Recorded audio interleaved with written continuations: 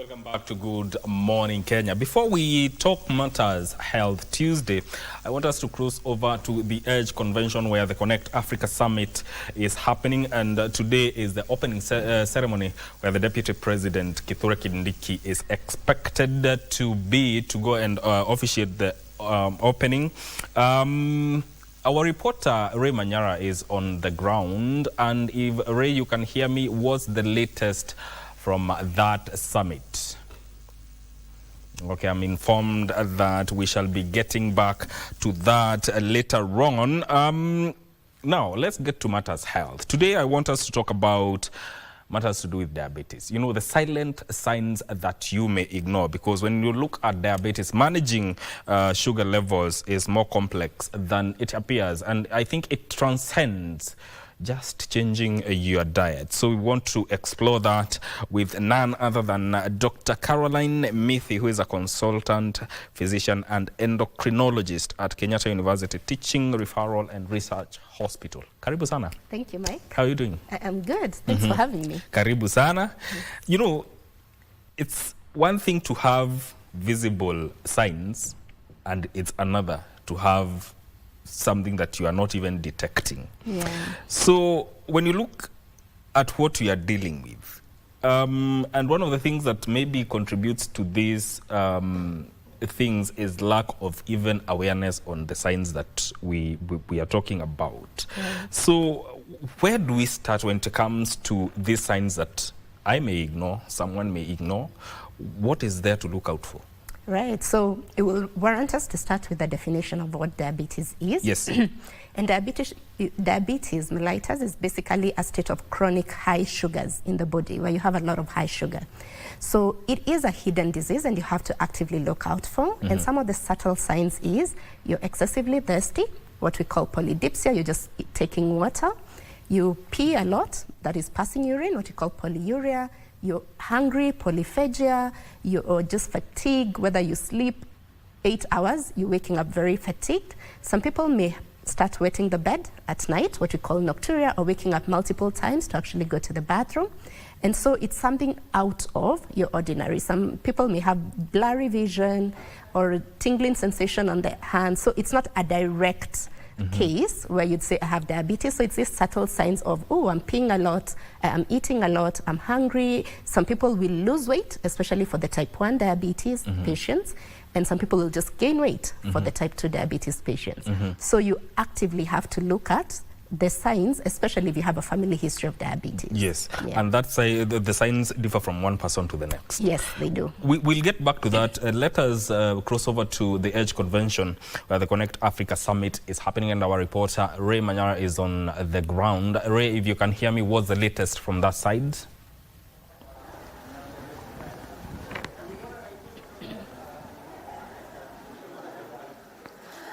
Indeed, this is the Connect Summit, the 15th edition of it, and we are here to keep tabs on the outcomes of this particular summit that is themed around uniting Africa's innovation for an inclusive digital market. The main question, especially for technocrats, you know, within the technology space is, how does Africa rapidly continue digitizing or taking up technology, at the same time stemming its exposure to cyber security threats? So this morning, I'm joined by graduate engineer, that is Engineer Odero Sharon, to just take us through why she thinks, or rather what needs to be done by fintechs especially and technology firms to ensure that Africa, in as much as it's taking up technology, does not continue getting exposed to cyber security threats. Thank you very much for making time. I understand this is the second day, so how is it for you? This is a really good event. I really enjoy being here. I have met very many people. I have also seen very many dignitaries. So I feel like this is it's a really great opportunity. All right. As a player within the technology space under Velcom, what do you think needs to be done by tech firms, especially in this African space, to first of all, to unite their innovation and also reduce their exposure to cyber security threats? I feel like the first thing is doing sensitization in terms of cyber security. People have to be aware that there's something like cyber security. Also, people have to be aware on how to counter it. So maybe giving people sensitizations and trainings on how to go about it in case such a thing happens will really help. In terms of innovation, you see at Vilcom, we really try to bridge the gap by trying to ensure that we have network around all places, especially the rural areas. When we have such things, people can easily access internet, and it can really help to, when you have internet, you have almost everything. So when you log in from wherever you are, you can really, if it is in terms of education, in terms of anything you want to search up, you can easily get it. And this can really help to bring and can really help to make people more innovative, to search up whatever they want, because everything is normally on the internet. Yes. So scalability of connection in terms of technology for you, you're saying it's a catalyst for social economic development. Now let's look at Kenya's space in terms of fintech. A majority of us are using paperless and cashless kind of transactions. From where you sit as a graduate engineer and a person in this particular value chain, what needs to be done to ring-fence this particular fintech space that we have so that we lock out unscrupulous players within this particular value chain? For such a thing, people just need to be aware, because for something, maybe for you to be hacked, you have to have clicked a certain link that will lead to hacking. So when you know you're not supposed to just go around clicking various links, you will really try and be safe.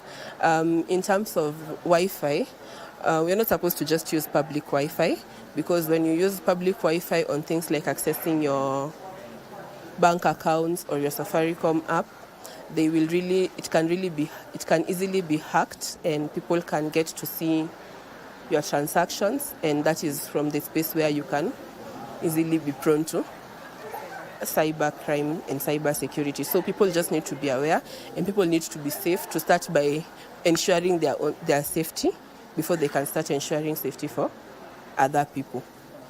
Yes. Very well said. That is graduate engineer Sharon Odero there, just giving her insight in regard to what the Connected Summit means for her as a player within the tech space, calling for behavior change and cyber, or rather internet safety, to ensure the transactions that are carried out not only at a corporate level but also at an individual level are safe.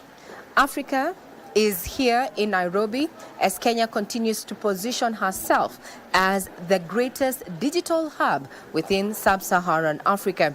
Representatives all from around 17 countries, including Chad, Guinea, Uganda, Tanzania, Belgium is representing the EU, are here. And in the next 1 hour or two, we're expecting government officials led by none other than Cabinet Secretary in charge of information and communication, as well as the digital economy, that is William Kabogo, to make his way here, as well as the Deputy President, Professor Kithure Kindiki, and the Prime Cabinet Secretary, Musalia Mudavadi. Conversations are around not only looking at how Africa can scale on technology, but how we can be unified to ensure that we have an all-inclusive digital market. I'm Regina Manyara. We are coming to you live from the Edge Convention Center that is playing host to this particular summit, and we are going to continue keeping tabs on the outcomes, looking at the impact as well as the policy pressures, especially in light of AI and the input is expected to have all round from here for the next 3-4 days or so. Now back to you, Broadcasting House. Thank you so much, Ray, for that update. And of course, we shall be bringing you more of that as we continue and as the event is happening. Coming back to a conversation, and we are looking at the silent signs of diabetes.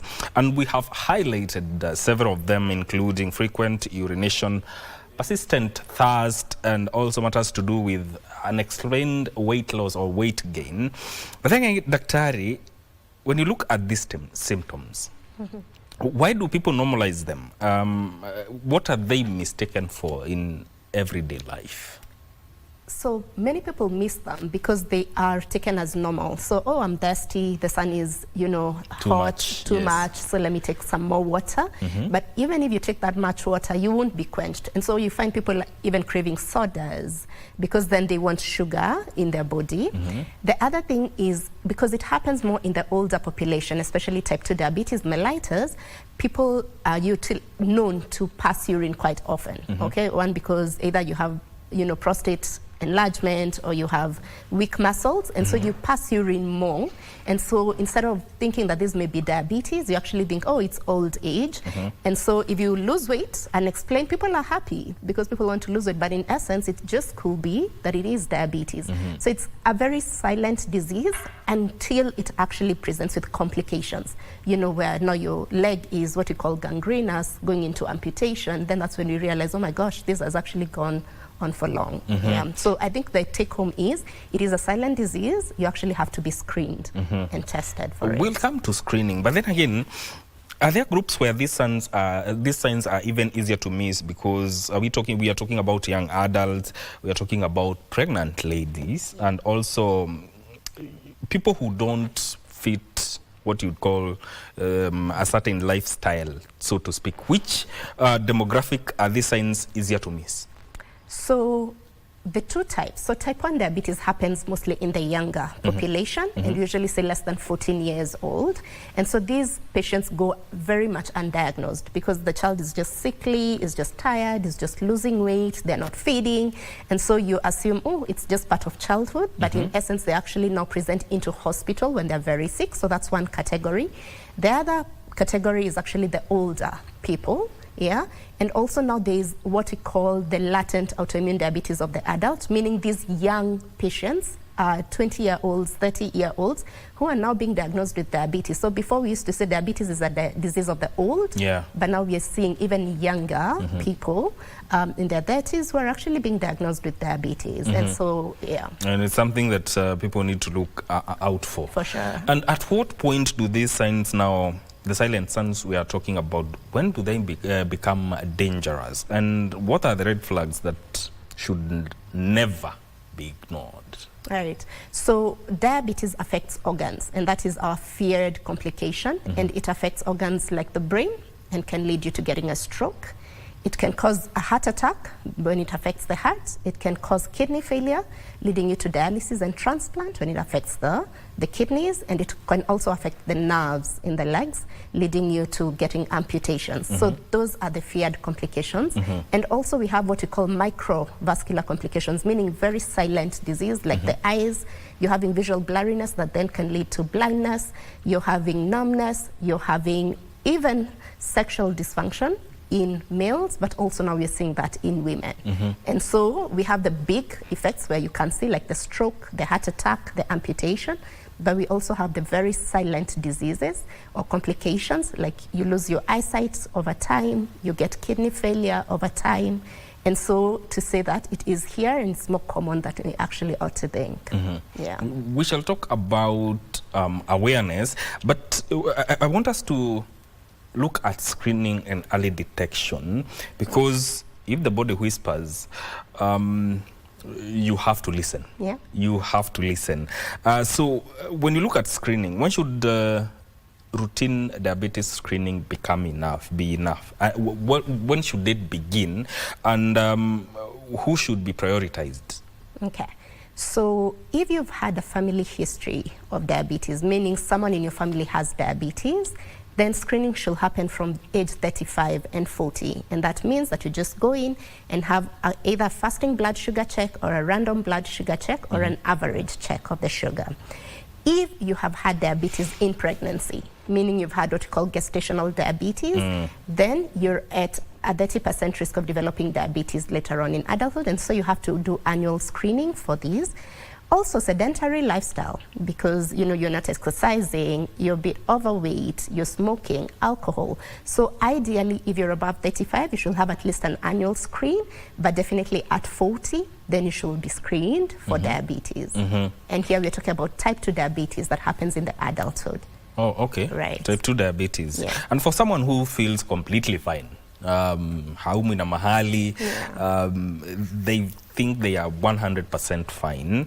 What would you say to convince them to still get screened for diabetes? It is a silent disease. By the time it's actually manifesting, you're almost very late, or 5 years late by the time the complications, and that's what we say, by the time you're presenting with a diagnosis of diabetes, it's actually going on in your body for at least 5 years. And that going on, the damage is actually happening. And so don't wait for you to feel unwell, because you likely will not, but then just go in and say, you know what, just do a random blood sugar check for me, which is, you know, less than 300 or 500 in some hospitals, and it could actually save your life. And for someone who is watching and hearing this for the first time, maybe paint a picture of how that screening goes. Okay. So there is what we call a random blood sugar, where they just go and do a needle prick on the either of the fingers, and they tell you whether you have diabetes. And so the figures are like this. So if you do a fasting blood sugar, you haven't eaten in the morning, and you go in and check, and we find that your sugar is above 7.1, then we likely have diabetes. Then if you do a random blood sugar, meaning you've just eaten lunch 2 hours after, and you come in and have a random blood sugar, it's just a needle prick, and it's above 11.1, then likely you have diabetes. But then to confirm, we usually do a 3-month average of the sugar, and that's a blood draw that you have to do from the lab. We call it the HbA1c test. And if it is above 6.5%, then you have diabetes. And so to diagnose diabetes, you either need either of the 3, but to confirm, then we always go for the average testing, because then this is a lifelong disease, if you may say that, or condition that you actually have to manage. So we have to confirm that you actually have it. Yes. And you know, when we talk about diabetes, we mostly focus on type 1 and type 2.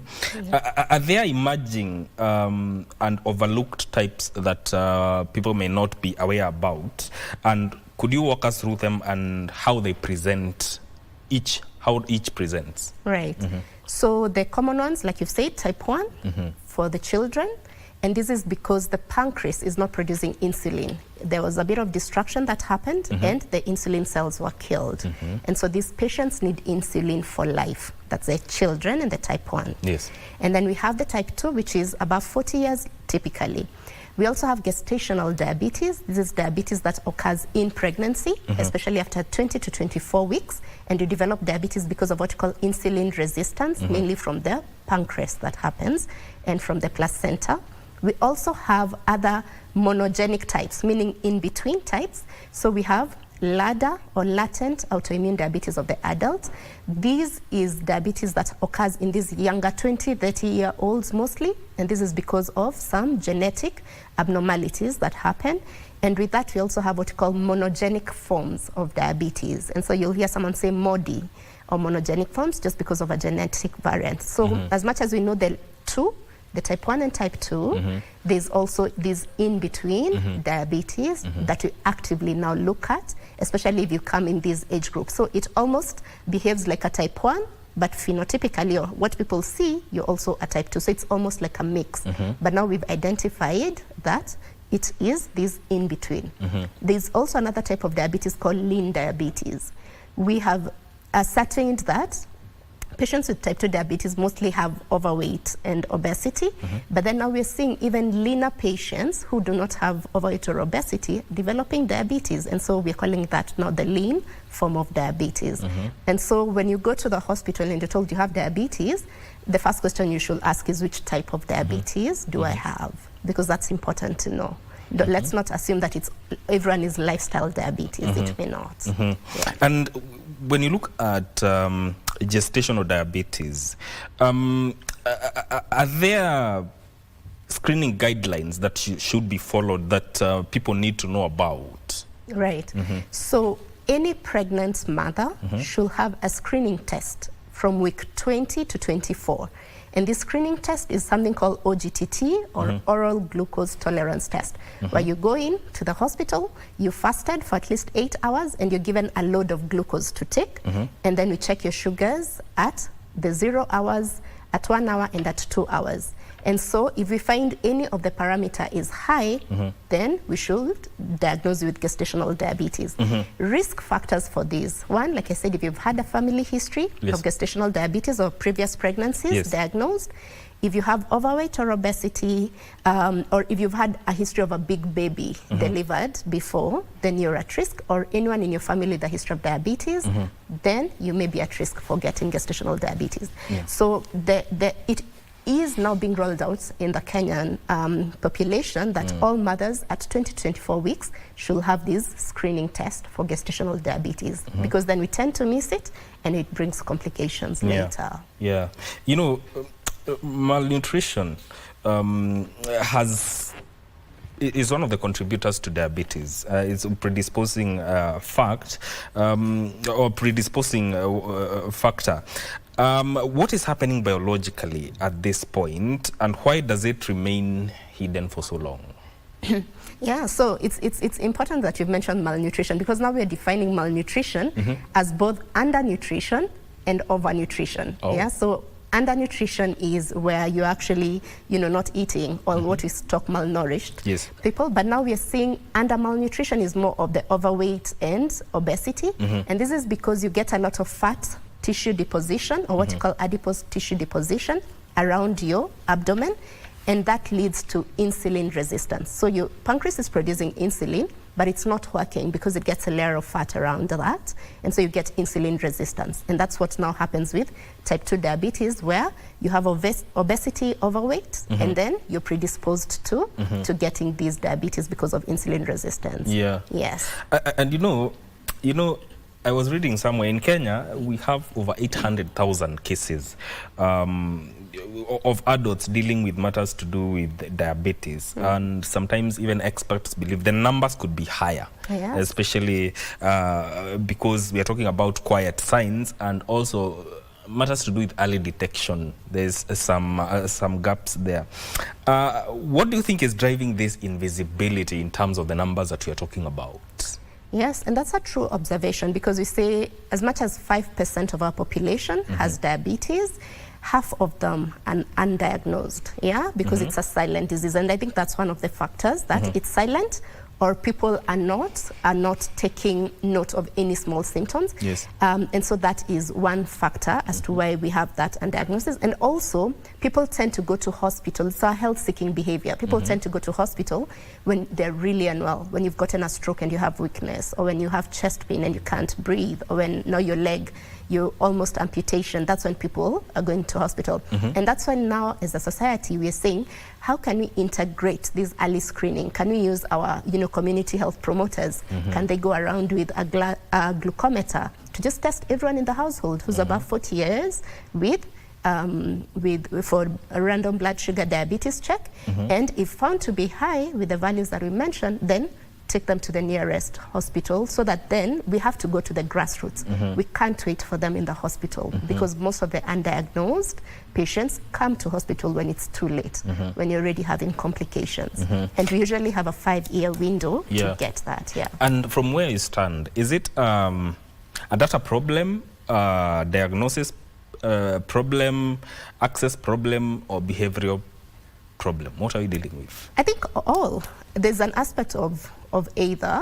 One, a behavioral problem or health-seeking behavior is we do not necessarily go to hospital just for wellness checks or for screening. One, it's expensive. Two, it's a waste of time. Three, is there availability of even these tests in some peripheral facilities. So one, health-seeking behavior is key. Two, I think there's a lot now of research and data collection that's ongoing right now in the country, and we have the STEP survey where we actually looked at every non-communicable disease, starting from diabetes and hypertension. And so that is growing, but we are still refining that. And the point is, can you get a registry for diabetes patients in the country, where as long as you're diagnosed with diabetes, you get into a registry and we do follow-up, because that's where we should be headed as a country, as other countries where anyone diagnosed with a specific condition, you put in that registry, and so our follow-up is more pronounced. So yes, there's the health-seeking behavior, there's the data issue that I think we're trying to address it as several societies in the country. Health-seeking behavior, I'm trying to think about a person who is at the rural area. How do we enhance health-seeking behavior, especially amongst those people, to ensure that we capture these non-communicable diseases early enough, and for those who have it, it's easy for them to manage? Right. We have to go to their homes. We have to get to the grassroots, yeah? And so, like I said, using the people on the ground, the community health promoters that we have to go and do a test for that.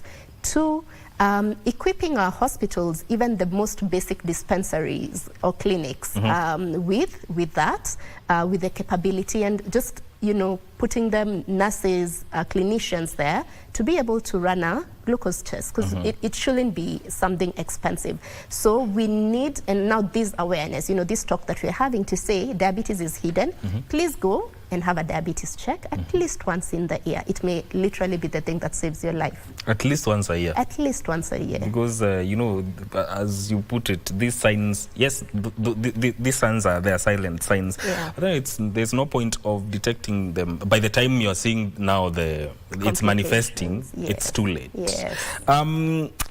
When you look at lifestyle, there's also the aspect of stigma, especially when it comes to obesity, because it's one of the things that contributes to all the major drivers of diabetes. Yet conversations around them is kind of stigmatized. Why do you think this stigma persists, and how does it affect prevention? Right, I'm happy you brought in obesity. That's actually my pet subject. There's a lot of stigma surrounding obesity, especially because people perceived it as, you know, lack of willpower. Why are you eating too much? You can't just exercise, you know. But then the WHO has actually categorized that as a disease now. And it is a disease just like the way we are talking about diabetes. Now it is a disease like any other. Yes. And so there is treatment for that. It's not only about willpower or you're overeating. There's a lot of things that are ongoing that actually contribute to you having obesity, whether genetically predisposed, meaning all of you in your family have overweight and obesity because of a gene, but also lifestyle and environment. So we can't denounce that. And so right now the talk, even as the Obesity Society of Kenyan Metabolic Health, is, can you stop the stigma now? The same way we know it's a disease, to tell patients, let's speak freely about it. And so we have to start speaking freely about it and telling people it's not only because of you that you're having overweight or obesity. There is an underlying process and there is treatment for that. And this treatment, because then we've also seen 80% of our patients with diabetes type 2 have obesity. And so we have to address the underlying process to be able to treat this diabetes. Yeah. And when you look at diabetes, maybe this is something that you as a doctor may demystify. Is obesity all about eating too much, or what causes it? No, obesity is not all about eating too much. It is an aspect, but it's not only that. And so we have a lot of physiological things that go both in the mind, okay, where we have hyperactivation of the eating senses, okay? So there are people who will just tell you, I can't stop thinking about food. You know, I'm just so having a lot of food noise. And so we know there's a psychological aspect, and then there is also now the genetic, as we've said, predisposition of getting obesity. There's also a sedentary lifestyle, meaning we sit more, you know, taking alcohol, taking smoking. So there's a lot of environmental factors that are ongoing. But now, to be diagnosed as a disease is to say, this is the cause of so many other non-communicable diseases. How about we address the cause, and then we'll be able to manage all these other diseases. Yeah. And also, I want you to talk about the myths and misconceptions that surround obesity and diabetes based on your experience as a doctor and what you've seen.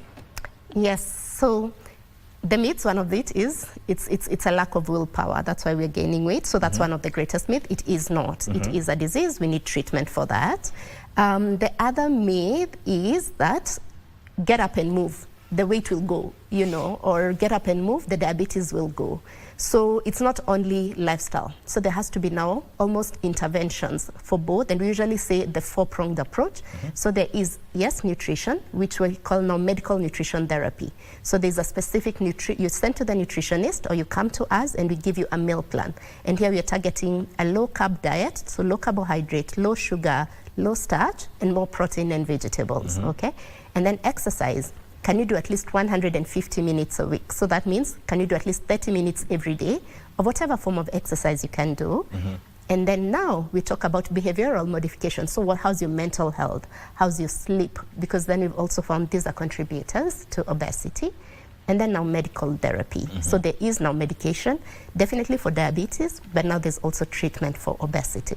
Yeah. And I think the behavioral part of it that ties to mental health is something that people need to pay attention to. For sure. Because it's something that can drive rise into these cases that we are talking about. Now, when you look at the capacity of frontline health workers, how do we enhance their capacity in a manner that will help in improving early detection and management of diabetes and other non-communicable diseases? One is to realize that we have this resource with us. We have the community health workers. How about we arm them with, as much as we're giving them the blood pressure machine, can we also give them the blood sugar monitoring machine, which is a glucometer? We definitely have to be careful about hygiene because you have to prick, get blood and disposal of the needles. But then it's an easy way to train. What also the societies are doing is actually now going to grassroots and training clinicians and nurses to say that any patient who comes in, whether they're coming in because of a headache, just do a blood sugar test and just do a blood pressure check, because then you may get that. You may be the person who saves that person's life. And so at the least dispensary clinics that are there, can we offer these? And also just the wellness camps that are held. You know, every year we celebrate World Diabetes Day in November. There are free checks. So that's why I'm saying at least once a year, have a sugar check done. But then also as you come into hospital, for our clinicians and our doctors is to say, and even our nurses, is to say any patient who walks to you today, ask them, have you had a sugar check? If not, then do a sugar check for them, because then you could just get it. Yeah.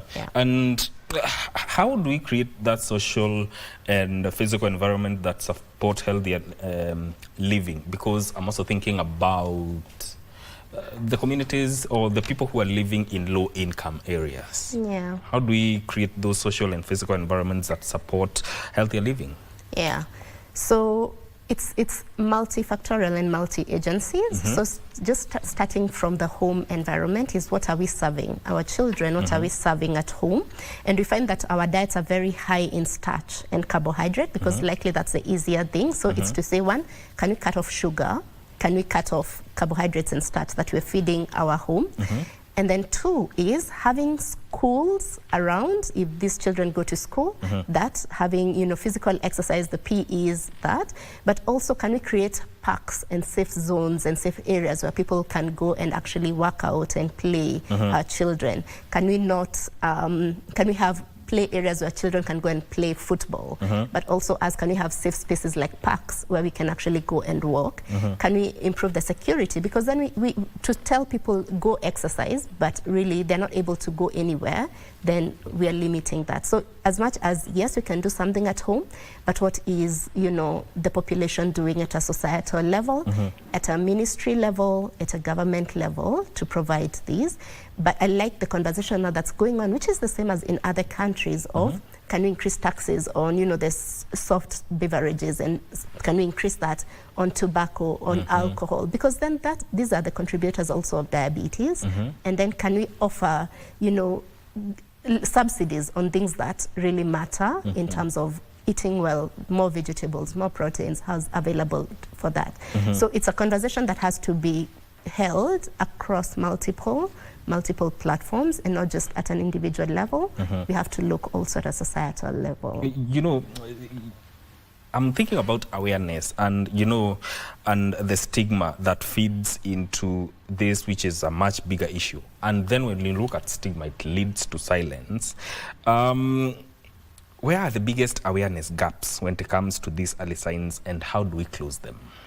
Yeah, so the biggest awareness gaps, one is just from stigma surrounding us. So you'll hear, yes, that person, you know, probably, you know, died because of diabetes or because of insulin or because, so there's a lot of talkings. And for us as clinicians now, we're saying, no, it wasn't the medication, it's because they presented a bit too late, but then there's treatment if you come in early, and we're able to do that. Yeah, so the conversation has to start first from our different health facilities, but also at home, in the community, to have more awareness, to go and say in churches, can you talk about diabetes or these non-communicable diseases? But also social awareness has to come also from the ministerial level, from the government level, but also each of us. If you've heard of diabetes, go tell someone, go get checked. That's a message for today. Yeah. Go get screened for diabetes.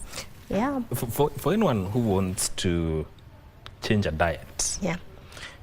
how should they see it as a starting point of dealing or mitigating cases of diabetes, and even the signs that you're talking about that are silent? Yes. So the first thing is prevention, and then now treatment. So prevention of diabetes is, yes, diet. And the first thing that anyone can do is cut out your sugar, cut out, starch, carbohydrates, all these things that we keep on saying. Eat more vegetables, eat more protein, take more water. But unfortunately, by the time you're having the symptoms of the increased thirst, increased frequency of passing urine, increased whatever, likely the disease has set in. Okay, so there's the prevention when you haven't had the disease, but then if the disease sets in, you likely, and you present with these symptoms, you likely have that. But still, our main goal is lifestyle change. So changing the nutrition, and now getting to the exercise part of it. Yeah.